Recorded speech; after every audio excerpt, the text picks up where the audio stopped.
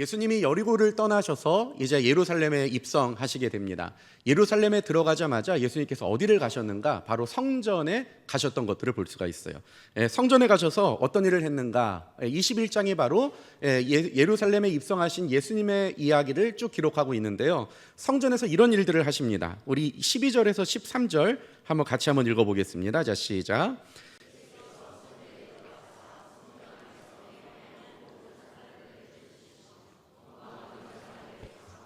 비둘기를 파는 사람들의 의자를 둘러엎으시고 그들에게 이르시되 기록된 바 내 집은 기도하는 집이라 일컬음을 받으리라 하였거늘 너희는 강도의 소굴을 만드는도다 하시니라. 예수님이 제일 먼저 하신 일은요, 성전에 가셔가지고 이 동물을 판매하는 사람들 그리고 환전하는 사람들, 그 사람들의 가판대를 다 둘러엎으신 거예요. 그리고 막 화를 내시면서 뭐라고 이야기하십니까? 만민이 기도하는 내 집을 너희는 강도의 소굴로 만들었다라고 이렇게 이야기하고 있어요. 한번 생각해 보세요. 언제 강도의 소굴로 만들었습니까? 우리는 장사했잖아요. 뭐가 장사한 게 그렇게 뭐가 잘못이에요? 우리가 무슨 강도 짓을 했습니까? 그런데 예수님은 뭐라고 이야기하시냐면 너희들이 이 성전을 강도의 속을 만들었다라고 이렇게 이야기하시는 거예요. 예수님이 이렇게 말씀하시는 이유가 분명히 있었습니다. 사실 당시 예루살렘은요, 종교적 그리고 정치적 중심이었어요.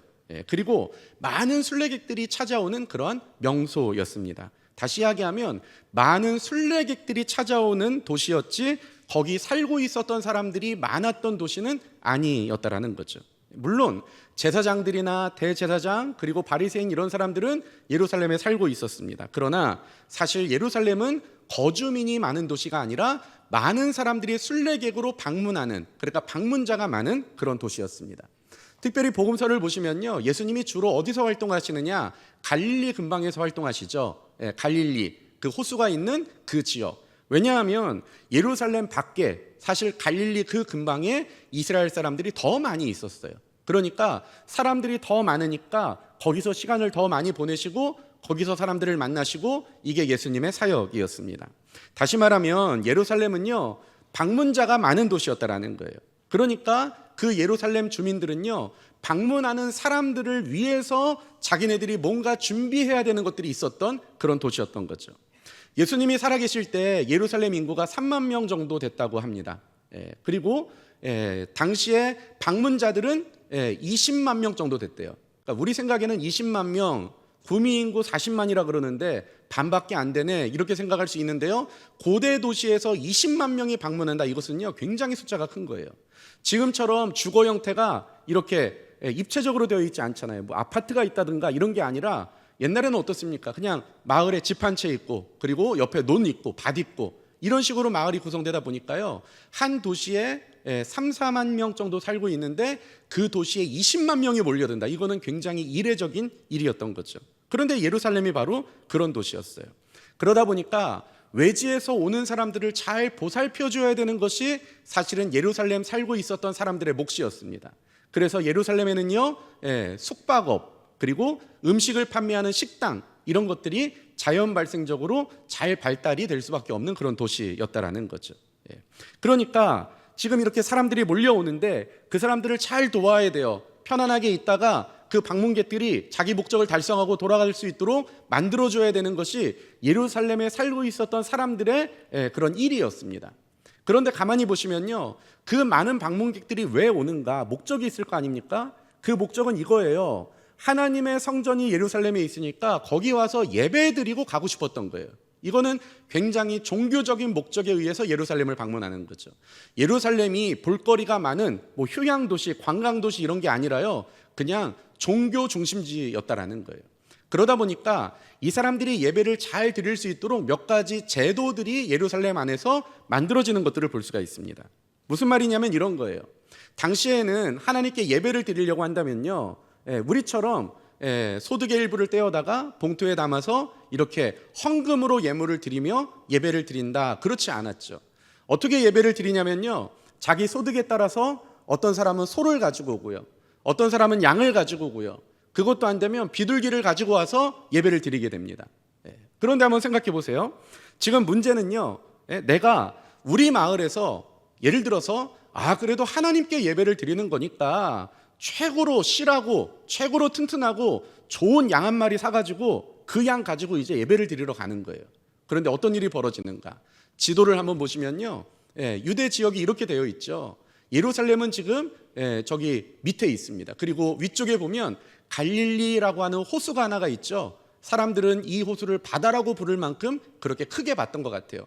이 갈릴리 근방에 사람들이 많이 살고 있습니다. 그리고 예루살렘 밑에 보시면요, 갈릴리보다 더 큰 바다, 사해라는 바다가 있죠. 이 사해와 갈릴리 사이에 있었던 강이 바로 우리가 아는 요단강입니다. 갈릴리에 살고 있었던 사람들이요, 그냥 남쪽으로 쭉 내려오면 예루살렘이 있어요. 그런데 문제는요, 가운데 사마리아가 딱 버티고 있는 거죠. 예루살렘 사람들의, 그리고 이스라엘 사람들의 생각에는요, 사마리아는 굉장히 부정한 땅이고요, 사마리아인들은 굉장히 부정한 사람이었어요. 그래서 함부로 말을 섞거나 사람을 사귀거나 그러지 않습니다. 그런데 이 갈릴리에 있는 사람들이 예루살렘으로 가는 길이 가깝다고 해서 사마리아를 관통해서 갔느냐? 그렇지 않았다는 거예요. 왜냐하면 그 사람들은 부정한 사람들이니까. 그 사람들과 같이 하고 싶은 마음이 없어요. 그래서 어떻게 합니까? 갈릴리에서 어떻게 하냐면 요단강을 한번 건너는 거죠. 그리고 밑으로 내려와요. 그리고 다시 강을 건너서 마지막 도시였던 예루살렘을 거쳐서 이 여리고를 거쳐서 예루살렘으로 올라가는 거예요. 이렇게 삥 돌아가는 코스를 향해서 사람들이 이동을 합니다. 보통 갈릴리에서 예루살렘으로 직선으로 내려가면 120km 정도 돼요. 그런데 이렇게 삥 돌아가면요 160km가 됩니다. 그리고 강도 2번 건너야 되는 거잖아요. 그리고 또 생각해 보면요, 우리처럼 이렇게 도로가 잘 되어 있느냐? 그렇지 않았을 거예요. 그러니까 길도 아닌 곳, 그리고 길이라고 해봤자 별로 포장도 안 돼 있고 굉장히 산악 오솔길 같은 지역을 향해서 그렇게 160km를 돌아가야 되는 거예요. 강도 2번 건너죠. 그리고 온도는 어떻습니까? 굉장히 태양이 뜨거운 그런 지역을 향해서 가는 거예요. 그리고 우리 지난주에 이야기했던 것처럼 여리고에서 예루살렘으로 올라가는 길이 이게 보통 험로가 아니었습니다. 가파른 언덕길이었어요. 그런 길을 올라가야 되는 거죠. 그러니까 한번 생각해 보세요. 내가 우리 마을에서 제일 좋은 놈 양 한 마리 사다가 이제 하나님께 예배드리기 위해서 예루살렘으로 가는 거예요. 그 양 안고 강을 건넙니다. 그리고 어때요? 태양볕이 내리쬐는 그 광야 지형을, 그런 도시를, 그런 곳들을요 하염없이 걸어가는 거예요. 그리고 다시 한번 또 강을 건너는 거죠. 그리고 비탈길로 되어 있는 그 길을 다시 한번 올라가요. 그래서 예루살렘에 도착합니다. 이렇게 가면요 평균 일주일 정도 걸린대요. 그러니까 그렇게 이동해서 예루살렘에 딱 와요. 문제는 뭐가 문제냐? 처음에 살 때는 엄청 좋은 양이었는데요, 일주일 동안 여행을 하면서 제대로 양이 먹지도 못하죠. 계속 걸어야 되죠. 강 2번 건넜죠. 엄청나게 협곡을 또 지나가야 되죠. 그리고 나서 예루살렘에서 딱 보니까요, 처음에 내가 살 때 그 양은 온데간데 없고 지금 본 양은 어때요? 뭔가 좀 애가 현찮아 보여요. 그렇죠? 그러니까 생각되는 거예요. 이거 하나님께 예물로 드릴 수 있을까? 이런 생각이 드는 거죠. 아니 처음에 고향 떠날 때는 엄청 좋은 놈이었는데 한참 고생해서 와보니까요, 얘도 고생을 너무 많이 해가지고요, 굉장히 말라있고 또 어떨 때는 병에 걸려있고 또 어떨 때는 몸에 상처가 있고, 그러면 흠 없는 순양을 주님께 드려야 되는데 흠이 있어 버리잖아요. 이러니까 이게 문제가 되는 거죠. 그러다가 사람들이요 번뜩이는 생각이 딱 떠오르는 거예요. 그게 뭐냐면, 이런 방법이 있네요. 내 마을에서요 내가 가지고 있는 양, 내가 양을 키우는데 그 중에 제일 좋은 놈, 그거를요 그 자리에서 파는 거예요. 예를 들어서 양 한 마리에 30만 원에 팔았다. 그러면요 그 30만 원 돈만 가지고 예루살렘으로 가면 되죠. 그래서 예루살렘에서 그 돈으로 진짜 좋고 실한 놈 양 한 마리 사서 하나님께 드리면 되는 거잖아요. 그동안 양을 데리고 갈 때는요 양이 상전이에요. 이거 하나님께 제물로 드려야 되기 때문에요 이 강을 건널 때도요 양 2구 건너요. 그리고 비탈길을 만나면요 양 고생하면 안 되잖아요. 양 없고 비탈길을 자기가 올라가는 거예요. 또 나도 먹을 게 없는데요 양은 계속 먹여야 돼요. 살 빠지면 안 되잖아요. 양이 상전이에요. 그런데요 이게 현금화 해가지고 예루살렘에서 새로운 양을 구입하니까요 너무 간단하고 좋아요. 그리고 더더군다나 좋은 거는요, 하나님께 드릴 예물이요 너무 온전한 양을 그렇게 드릴 수 있는 거, 이거 너무 감사하고 기쁜 일 아니겠습니까? 사람들이 이제 이렇게 하기 시작하는 거예요. 이렇게 하는 사람들이 늘어나기 시작합니다. 그러니까 여기서 문제가 생겨요. 어떤 문제가 생깁니까? 예루살렘의 양값이 폭등을 하는 거예요. 왜냐하면 다 예루살렘에 와서 양을 사겠다는 거죠. 우리 마을에서 진짜 좋은 놈 30만 원에 양 팔아가지고 그 돈 가지고 예루살렘에 왔는데요, 그 30만 원 가지고 양을 사려고 그랬더니요, 아니요, 내가 팔았던 그 정도 되는 양을 사려면요 한 돈 100만 원 줘야 되는 거예요. 그런데 문제는요, 그런 양이라도 사면 다행인데 그런 양조차 구할 수가 없는 거예요. 왜요? 너무 많은 사람들이 양을 사려고 하니까. 이게 지금 이 동물 시장이 완전히 붕괴 일보 직전이에요. 그래서 어떻게 합니까? 나는 먼 길 걸어왔잖아요. 그리고 하나님께 예배드리러 이 자리에 왔잖아요. 그런데 좋은 양이 없어요. 그럼 어떻게 해야 돼요? 울며 겨자 먹기로 차선의 양이라도 분명히 사야 되잖아요. 그것도 비싼 돈 주고 삽니다. 그리고 제사장한테 찾아가는 거예요. 그러면 제사장도 굉장히 난감한 거죠. 왜 난감합니까? 내가 이 사람 얼마나 고생해서 여기 왔는지 알거든요. 근데 약간 이게 양을 보니까 굉장히 이게 조금 어떻게 얘기해야 될지 모르겠어요. 하나님께 드린다고 하는 양치고는 굉장히 조금 이게 흠이 있는 것 같고, 그렇다고 해서 이건 안 되라고 이야기할 만큼 그렇게 안 좋은 양도 아닌 것 같고, 굉장히 경계선에 서 있는 그런 양인 거예요. 그럼 어떻게 합니까? 그냥 이 사람이 예루살렘 사람이라고 한다면 에이, 다시 사오세요, 다음에 예배드리세요 하겠는데, 저기 갈릴리에서 일주일 걸어온 사람이에요, 이 사람이. 그럼 제사장 입장에서도요, 그래도 이 사람도 이 마음에 어떤 측은지심 이런 게 있을 거 아닙니까? 그러니까 이야기하는 거죠. 야, 굉장히 이거 좀 경계성 상에 있는데, 그래도 먼 길 오셨으니까 빈손으로 돌아가면 안 되니까 그래도 예배 드립시다 하고 예배를 드려주는 거예요. 제사장도 입장이 참 남청한 거죠. 그런데 문제는 어떻습니까? 그 선이라는 게 계속 뒤로 후퇴하는 거예요. 처음에는 그래도 이 정도는 돼야지, 원래 안 되지만 그래도 이 정도까지는 봐준다, 그런 마음이 있었는데요, 해를 거듭할수록요 그 선이 계속 낮아질 수밖에 없어요. 왜요? 양값은 폭등하고 양은 구하기가 어렵고, 그렇죠? 그러다 보니까 어쩔 수 없이 조금 부족한 양이라도 사람들이 사가지고 오는 거예요. 사가지고 온 사람 얘기 들어보면요, 그 부족한 양도요 엄청나게 바가지를 써서 샀어요. 보통 한 20만 원이면 충분히 살만한 양인데요, 돈 100만 원 줬대요. 그런데 어떻게 그 사람을 돌려보냅니까? 예배가 계속 드려지는 거예요. 그러다가 어떤 셈에 밝은 사람이 이제 등장하기 시작해요. 나는 예루살렘 주민인데요, 가만히 보니까 야, 이게 돈이 되는 사업이네요. 그래서요, 사람들이 몰리는 날, 6월절이라든지 초막절이라든지 이스라엘의 절기, 이 날이 오기 전에 비수기 때 예루살렘 주변에 있는 모든 양들을 내가 다 사는 거예요. 그냥 실한 놈도 사고 조금 부족한 놈도 사고 다 사는 거예요. 그리고 어떻게 합니까? 그날이 됐을 때, 사람들이 몰려올 때 그걸 판매하는 거죠. 그러면요 비싼 값을 주고 판매할 수 있어요. 계속 파는 거예요. 그리고요, 평소에는요 이 정도 양 가지고는 제사 못 드리는데, 이 명절 때 사람들 몰릴 때는요 조금 흠이 있는 것도 사놔도 괜찮아요. 그때는요 양이 없으니까 그런 양으로라도 제사를 드려주니까요. 그래서 그때는요 조금 부족한 양도요 엄청나게 웃돈 얻어서 얹어서 자기가 팔 수 있게 되는 거죠. 그러다가 어떤 생각을 하게 됩니까? 가만히 보니까요, 이게 제사장이 만약에 양을 가지고 갔는데, 그래 어쩔 수 없죠, 양 없는데 어쩌겠습니까, 이거라도 제사 드려야죠, 이렇게 얘기하면 어떤 양이든지 다 제사를 드릴 수 있는 거예요. 그러니까 어느 날 이야기하는 거죠. 누군가가 양을 사러 왔습니다. 양을 보여줘요. 그 사람이 이야기해요. 이것 가지고 예배 못 드리겠는데요. 그런데 양 판매업자가 이야기하는 거죠. 한번 남 믿고 한번 데리고 가보라고. 만약에 안 된다 그러면 내가 반품도 받아줄 수 있다고.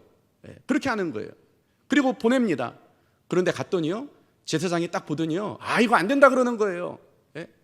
그런데 양이 없으니까 어쩔 수 없다고 막 때를 써요. 간혹가다 그게 됩니다. 그러면 양 판매업자가 어떻게 하는 거예요? 이제 이 사람이 제사장을 찾아가는 거죠. 그리고 말하는 거예요. 형님, 저 왔습니다. 요새 양이 없어요, 형님.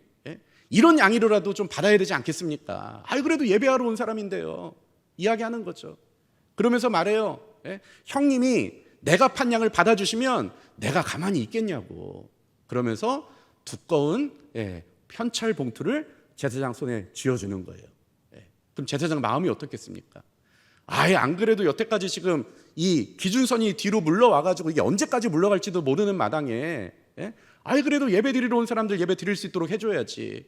예? 그리고 이렇게 해주면 나도 유익하고 이 사람도 유익하고 모두가 다 유익인데 같이 사는 예루살렘 사람들이 다 잘 되는 일인데 그래도 한번 해줘야지 뭐 하면서 말도 안 되는 재물들을 가지고 오는데도요 받아주는 거예요. 예. 어떤 사람이 양을 가지고 옵니다. 제사장이 보니까 이건 안 될 것 같아요. 그래서 말하는 거죠. 이건 안 돼요, 안 돼요. 그랬더니 그 사람이 이야기하는 거예요. 제가요 양을 살 때요, 예? 그 양 판매업자에게 들었는데 이렇게 이야기하라던데요. 뭐라고 하던데요? 저기 성전 밑에 김씨 아저씨 가게에서 내가 양 샀습니다라고 말하래요. 그럼 제사장이 이야기하는 거죠. 김씨 아저씨한테 샀군요. 그럼 됩니다. 그럼 됩니다. 왜요? 그 사람한테 내가 돈을 받았거든요. 죄송합니다. 예루살렘에는 김씨가 없으나 제가 특정 성씨를 좀 모욕한 것 같은 느낌은 드는데 그럴 의도는 없었습니다. 그런 식으로 이게 역사가 진행이 되는 거예요. 그러니까 어때요?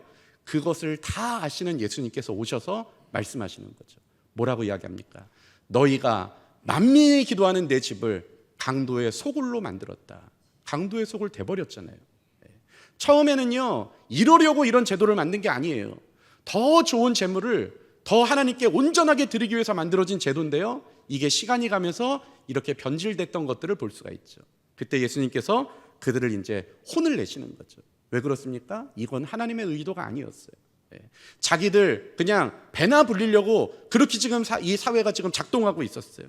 예수님은 이걸 지금 싫게 여기신 거죠. 이러면 안 된다고 지금 이야기하시는 거죠. 이렇게 예수님이 지금 동물 판매하는 이 재물 판매하는 사람들을 혼을 내셨고요. 그리고 옆에 있었던 환전상들도 괜히 갑자기 막 예수님께 혼이 나기 시작합니다. 21장 12절 한번 같이 한번 읽어보겠습니다. 자, 시작. 예수께서 성전에 들어가사 성전 안에서 매매하는 모든 사람들을 내쫓으시며 돈 바꾸는 사람들의 상과 비둘기 파는 사람들의 의자를 둘러 엎으시고, 돈 바꾸는 사람들까지 같이 혼났어요. 이 사람들은 왜 혼났을까요 도대체? 어릴 때 보면 제 동생이 엄마한테 막 혼나고 있을 때는요 그 자리에 남아있으면 안 돼요. 불똥이 갑자기 튀어요. 그렇죠? 괜히 동물 파는 사람들 옆에 있어가지고 여러분 그랬던 게 아니라 이 사람들도 사실은요 성전을 강도의 소굴로 만들었던 장본인들이었습니다. 사실은 옛날부터 하나님의 성전을 위해서 이스라엘의 20세 이상 된 남자들이 성전세를 내야 됐어요. 이것은 구약시대부터 이어졌던 전통이었습니다. 출애굽기 30장 13절 한번 읽어보겠습니다. 자, 시작.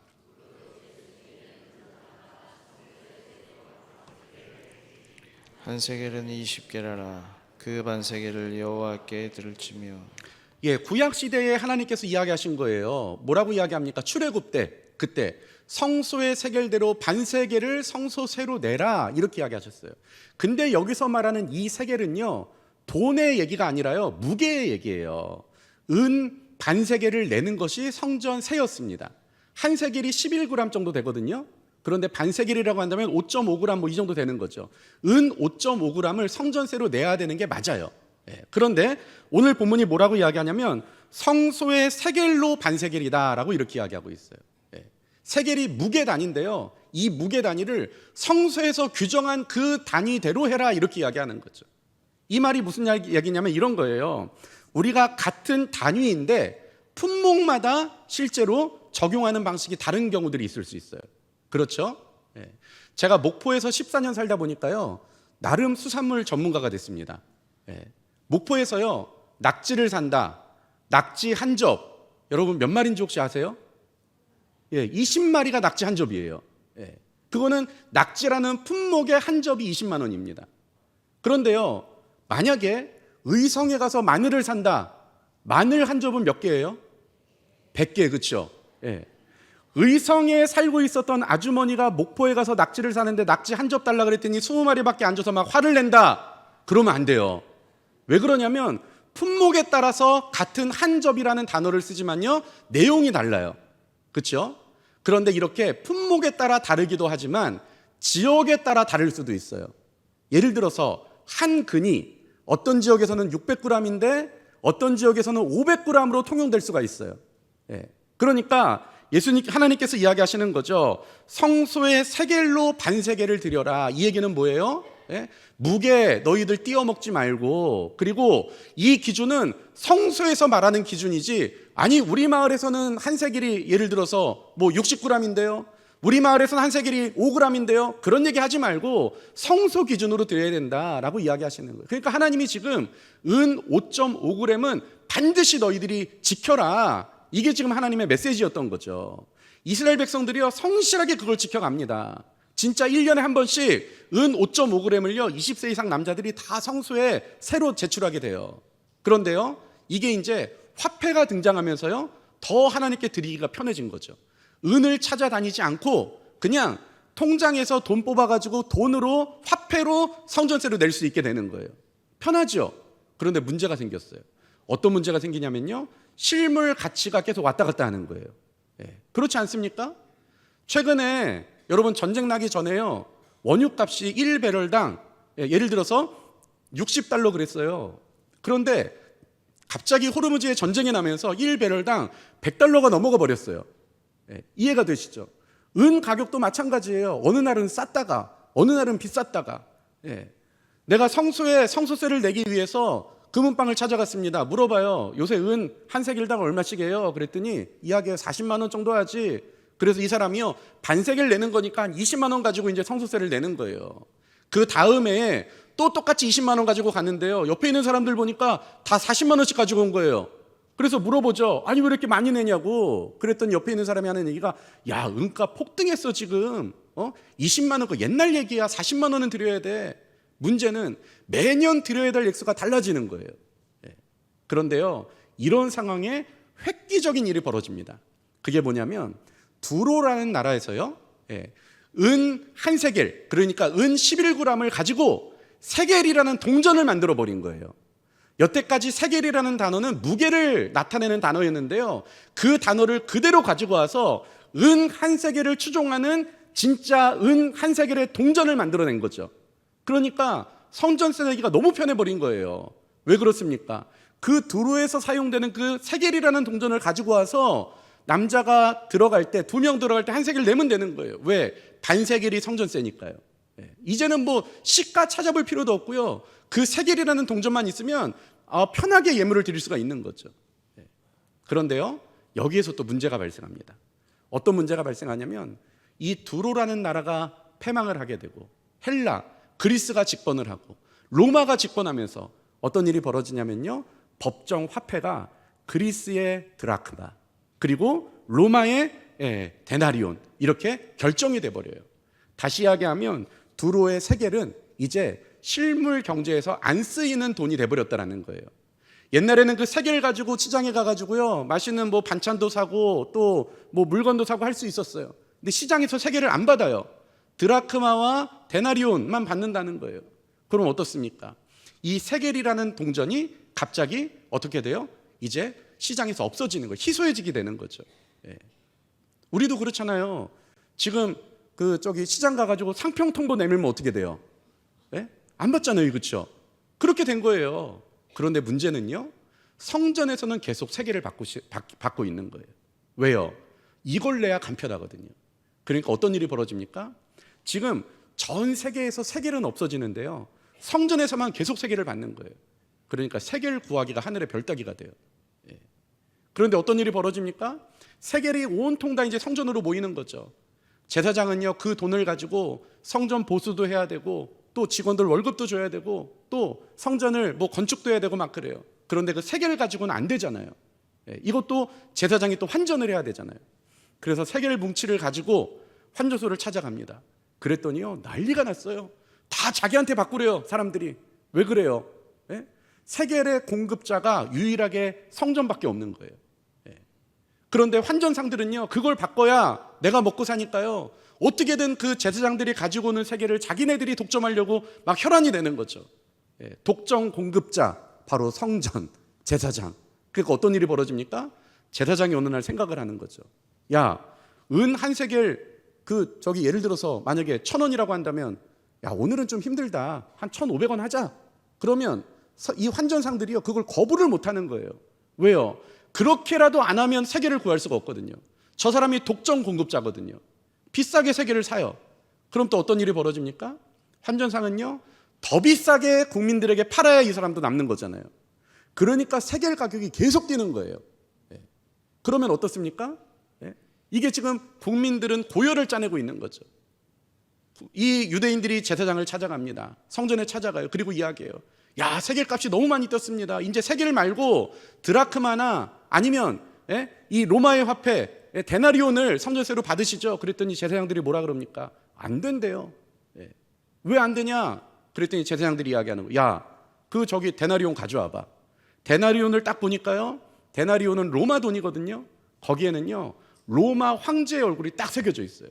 이야기하는 거예요. 야, 하나님께 예물을 드리는데 어떻게 로마 황제 얼굴이 쓰여져 있는 이 돈을 드리냐? 이건 말이 안 되지 않냐? 그러는 거예요. 야, 드라크마 가져와봐. 드라크마는요 그리스 돈이거든요. 헬라 돈. 거기에는요 뭐가 이렇게 새겨져 있냐면 그리스 로마 신화에 나오는 제우스나 이런 신들의 모습이 새겨져 있어요. 그러니까 이야기하는 거죠. 야, 이방 신이 여기 새겨져 있는데 어떻게 이 돈을 하나님께 드리냐? 근데 이게요 말장난이었어요. 왜 그런지 아세요? 이 세겔이라는 돈도요 두로에서 만든 돈이고요, 두로가 섬기는 신의 모습이 거기 새겨져 있었어요. 그런데 이런 식으로 말장난으로 드라크마와 데나리온을 다 거부하는 거죠. 왜 그렇습니까? 현재 통용되고 있는 법정 화폐가 성전에서 쓰이게 되면요 우리가 여태까지 만들어 놓은 이 커넥션이 깨지게 되는 거잖아요. 계속 이 세겔을 써야 제사장도 부자 되고 환전상도 부자 되고 서로 매부 좋고 누이 좋고 다 좋은데, 그런데 이거를 갑자기 세겔을 드라크마로 바꾼다? 이런 식으로 법정 화폐로 바꾼다? 그래 버리면요 우리한테 돈 나올 구멍이 없어지는 거예요. 그러니까 애써서 이상한 말을 만들어내 가지고 세겔로 계속 예물을 드려야 된다, 이렇게 이야기하고 있었던 거죠. 그러니까 사실은 이것은요 지금 무엇인가 거룩함을 추구하기 위해서 그 거룩함의 목적을 달성하기 위해서 그렇게 했던 게 아니라 오직 자기 마음이 돈에 있으니까 돈 벌려고 그렇게 했던 그런 모습이었습니다. 그러니까 예수님이 이야기하시는 거죠. 뭐라고 이야기합니까? 너희가 강도의 소굴을 만들었다라고 이야기하고 있었던 거예요. 여러분, 오늘 본문은요 우리에게 중요한 사실을 이야기하고 있어요. 사실 이 제도가 처음 생겼을 때는요 아주 좋은 어떤 의도에서 생겼습니다. 하나님께 더 좋은 예물을 드리기 위한 그런 방식이었어요. 그리고 성전세를 내는데 하나님께서 말씀하신 진짜 반세겔에 해당하는 완벽한 하나님의 성전세를 드리기 위해서 만들어진 제도였어요. 그런데 시간이 지나면서 어떻습니까? 이게 변질이 되기 시작하는 거예요. 인간의 탐욕이 들어오면서 이것이 오히려 강도짓 하는 것으로 만들어졌어요. 이게 지금 오늘 본문이 보여주고 있는 거죠. 어떤 분들은 오늘 본문을 보시면서 이것 보라고 예배당에서 장사하는 거 하나님이 싫어하신다고, 연말에 여전도에 떡국 팔지 말고 반찬 팔지 말고 이거 성경에서 반대하는 거다. 여러분, 그거는 성경을 되게 조금 협소하게 보는 거예요. 이 말씀 안에는 이런 어떤 스토리들이 있었습니다. 역사가 있었습니다. 중요한 거는요 제도가 중요한 게 아니라 뭐가 중요한 거예요? 그 제도를 이용하는 사람이 중요한 것을 지금 오늘 본문이 보여주고 있다는 거예요. 문제는 제도가 아니라 사람이었습니다.